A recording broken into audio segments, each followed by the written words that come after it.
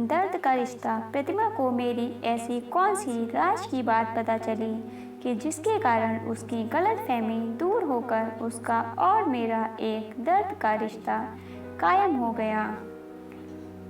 मैं जैसे ही एक दुकान से शॉपिंग कर बाहर आई तो मेरी नज़र सामने ही बन रहे मॉल पर गई। वहाँ पर 10-15 मजदूर काम कर रहे थे। उनमें एक औरत पहचानी पहचानी सी लग रही थी। उसका ध्यान मेरी ओर नहीं था, दिमाग पर जोर डाल ही रही थी कि एकदम से याद आ गया कि अरे ये तो मेरी बचपन की सबसे प्यारी, बहुत ही अजीज सहेली प्रतिमा है। हम कक्षा 10वीं तक साथ में पढ़े थे। हमारे घर भी पास पास ही थे, इसलिए गर्मी की छुट्टियों में भी एक दिन भी हमारा ऐसा नहीं जाता था कि हम आपस में ना मिले हों। हम एक बार खाना ना खाकर रह सकते थे, लेकिन एक दूसरे से मिले बिना नहीं रह सकते थे। 10वीं के बाद मेरे पापा का ट्रांसफ़र हो गया और हम नागपुर आ गए। हमारे बीच कुछ सालों तक पत्र व्यवहार चालू रहा, लेकिन बाद में मैं पढ़ाई में व्यस्त होती गई और हमारा संपर्क टूट गया। आज पूरे 20 सालों बाद मैं उसे देख रही थी। मैं अपने आप को रोक नहीं पाई और उसे जोर से आवाज़ लगाई, प्रतिमा। अपना नाम सुनकर उसने पलट कर देखा। वो भी मुझे देखते ही पहचान गई। शिल्पा तुम? सॉरी आप? सॉरी की बच्ची, ये आप क्या है? मैं तू से आप कब और कैसे हो गई? आप शहर की जानी मानी डॉक्टर हो। मैं आपको तू कहकर कैसे बुला सकती हूँ? तुम्हें पता है कि मैं डॉक्टर हूँ? हाँ मुझे पता है। मुझे नागपुर आए अभी 4 महीने ही हुए हैं, लेकिन मेरे मोहल्ले के लोगों से आपकी और आपके पतिदेव की तारीफ सुनी है। अब आपका सर बदलने से पहले मैं पहचान नहीं पाई थी, लेकिन कल ही एक नेत्र जांच शिविर के बड़े से बोर्ड पर नाम के साथ आपका फ़ोटो छपा था। तब मैं पहचान पाई। मैं सोच ही रही थी कि आपसे मिलने आऊँगी, लेकिन आज अचानक हमारी मुलाकात हो गई। अब यदि तूने मुझे आप कहा तो मैं तुमसे बात नहीं करूँगी।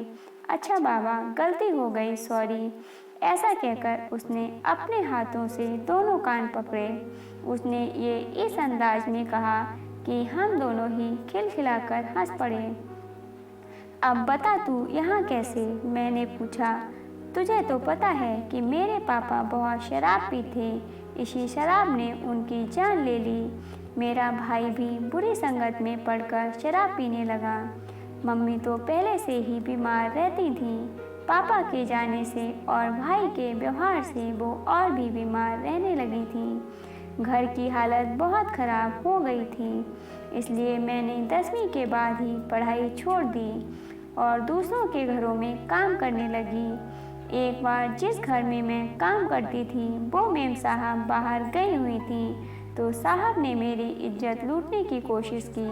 उस दिन तो मैं किसी तरह बच गई, लेकिन इज्जत का हवाला देकर मेरे भाई और माँ ने फिर मुझे काम पर नहीं जाने दिया और मेरी शादी कर दी। तेरा पति तुझे मारता वारता तो नहीं ना? मैंने ऐसा इसलिए पूछा क्योंकि उसके पापा उसकी मम्मी को हमेशा मारते थे। इस कारण प्रतिमा के मन में डर बैठ गया था कि जब उसकी शादी होगी तब कहीं उसका पति भी तो उसे नहीं मारेगा। मैं हमेशा उसे दिलासा देती थी कि देखना, तेरा पति तुझे कभी नहीं मारेगा। वो तुझे बहुत प्यार करेगा क्योंकि तू है ही इतनी अच्छी। वो क्यों मारेगा मुझे? उसके बराबरी का कमाती हूँ। सिर्फ साल 2 साल में एक आध बार गुस्सा आने पर मार देता है। अब उतना तो चलता है क्योंकि वो मेरे पापा जैसे बार बार मम्मी को मारते थे वैसे नहीं मारता। वैसे वो बहुत अच्छा है, बस तेरे जैसा मान सम्मान नहीं है मेरा। तेरे पास तो नाम, शोहरत, इज्जत, बंगला, गाड़ी, नौकर चाकर सब कुछ है।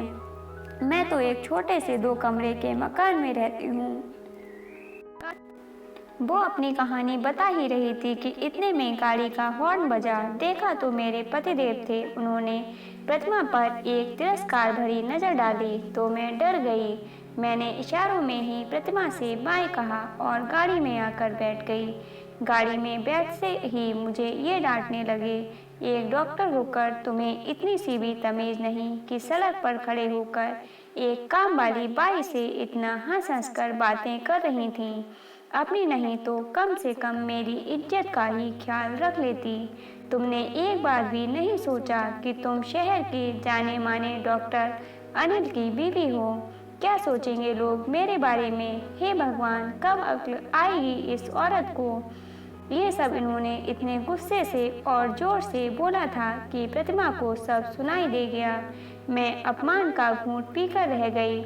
मैं मन ही मन सोचने लगी कि प्रतिमा ने कितनी सहजता से कह दिया कि मैं भी बराबरी का कमाती हूँ।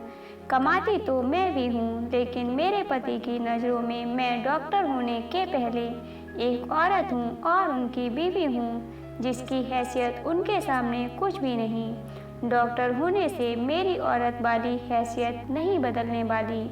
इसलिए एक डॉक्टर होने के बावजूद मुझे अपने पति से इज्जत नहीं मिलती। कुछ दूरी पर खड़ी होकर हमारी ओर देख रही प्रतिमा को मेरे मान सम्मान की असलियत पता चल गई थी। वो मेरा दर्द समझ चुकी थी। सच में दर्द का रिश्ता तुरंत बन जाता है और ये रिश्ता बहुत मजबूत भी होता है। दोस्तों, आज की ये कहानी आपको कैसी लगी कमेंट बॉक्स में ज़रूर बताइएगा। अच्छी लगी हो तो लाइक और शेयर कीजिएगा। ऐसी ही अन्य कहानियों को सुनने के लिए चैनल को सब्सक्राइब कर लीजिएगा। कहानी को पूरा सुनने के लिए धन्यवाद दोस्तों।